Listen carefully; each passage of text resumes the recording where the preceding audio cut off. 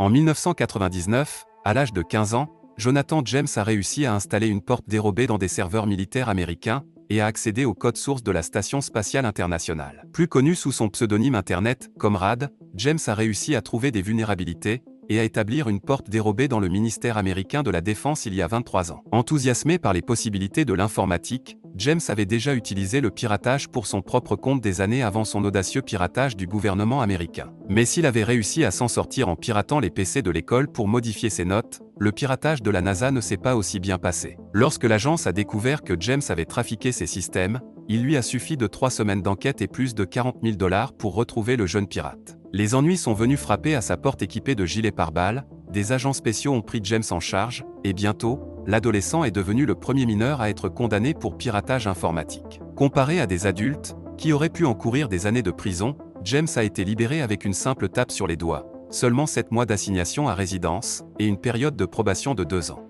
L'histoire de James ne s'arrête pas là. En 2008, il a de nouveau fait l'objet d'une enquête en rapport avec les piratages de la chaîne de grands magasins texane TJX. Bien que James ait nié toute implication, la pression d'une nouvelle enquête a peut-être été trop forte. En mai de la même année, James a mis fin à ses jours à l'âge de 24 ans. La note qu'il a laissée avant son suicide disait que c'était le seul moyen pour lui de reprendre le contrôle.